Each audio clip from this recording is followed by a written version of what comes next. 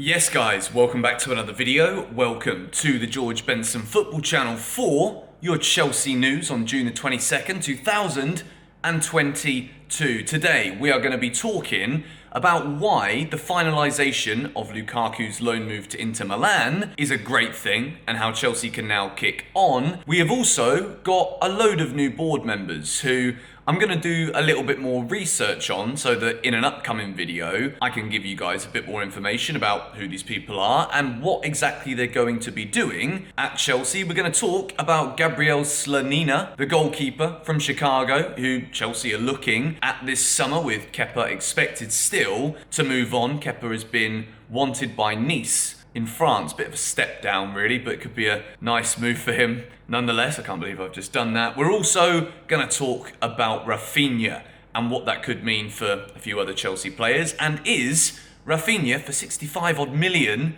a good signing for Chelsea after Leeds stayed in the Premier League? Secret project link is in the description down below. Please subscribe to GBFC if you haven't already done so and hit the like button on today's video if you haven't already. So then, Romelu Lukaku has officially moved to Inter Milan. The way that this deal is structured is Chelsea receive 8 million euros, I believe it is, as a loan fee. There are add-ons involved, such as if Romelu Lukaku wins the league, Chelsea will receive more money. There is absolutely no obligation to buy. This is bad news in the sense of the financial meaning of this transfer. We spent 100 million a year ago, less than a year ago, and he's gone. And I made a comment a few weeks back saying, this could well be the worst Premier League signing in history. When you look at the sheer value compared to the output of Lukaku, plus all of the rest of the turmoil that this guy caused last season, I really don't think there are many, if any, Premier League transfers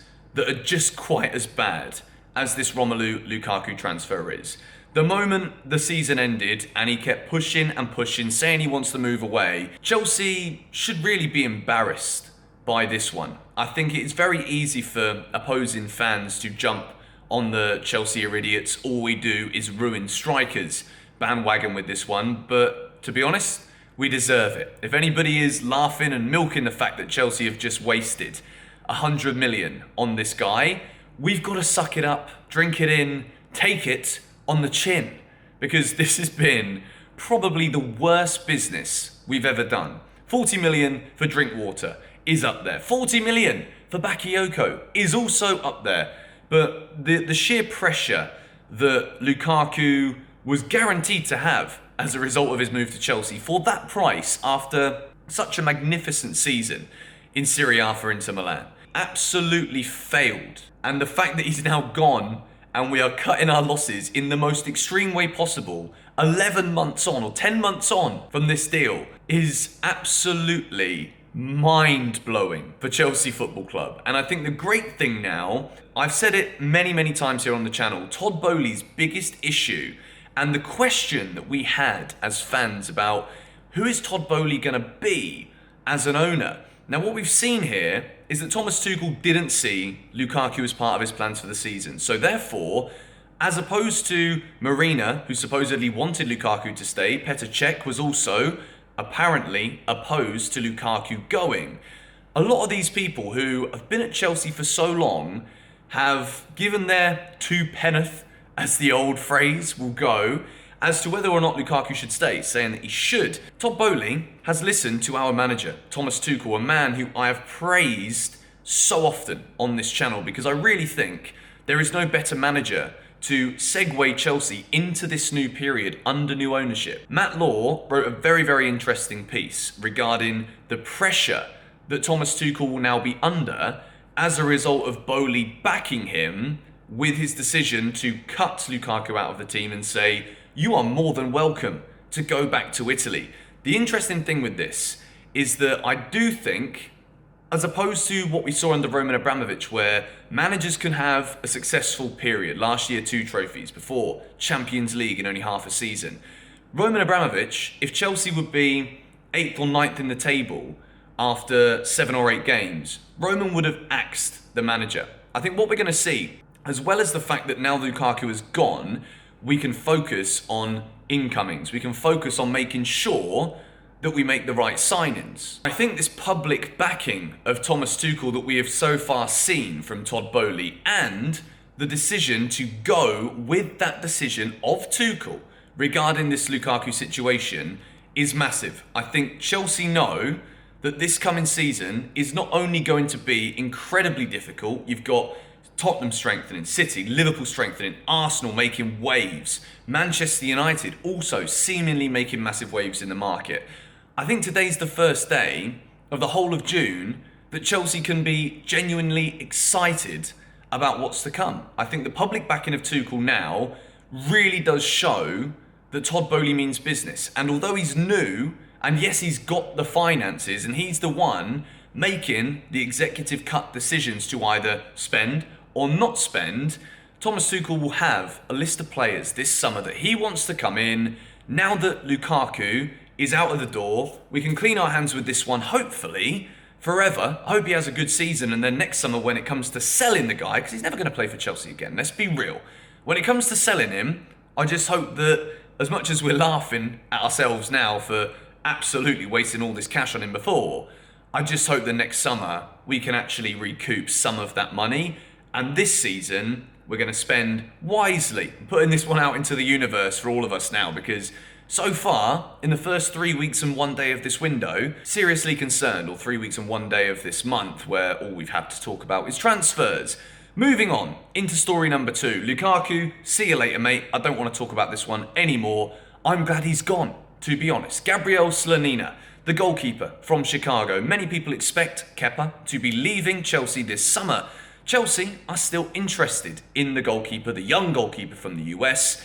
And although Marina leaving is kind of going to have an impact on the speed, I guess, of the business that Chelsea can do right now, Chelsea is still interested in the player. Marina, even though she is no longer going to be working at all for Chelsea until after the end of this window, she is still going to be kind of working on bits and pieces in the interim phase. So I do think that for the next couple of days, Chelsea probably won't be making any kind of serious moves and announcements to actually get players to start signing for the club. But at least from next week, I strongly expect that players like Slonina, we've been linked to the French right back Klaus, whatever his name is, 10 million as a potential Azpilicueta replacement too. I think a lot of these smaller deals might start to tick over, the kind of squad players that Chelsea know we're going to need to do.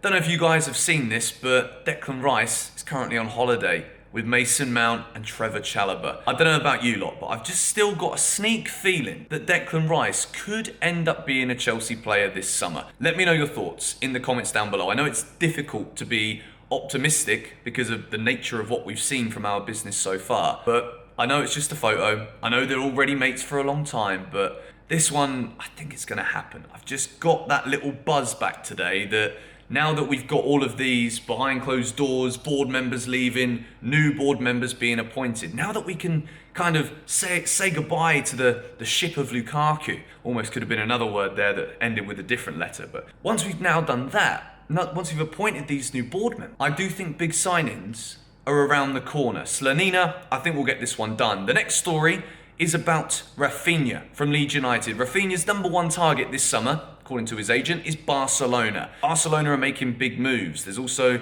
Frenkie de Jong reportedly going to Manchester United. They've had some massive levy of cash for the debt that they've got. To be honest, at this point, there's no point even talking about fair play.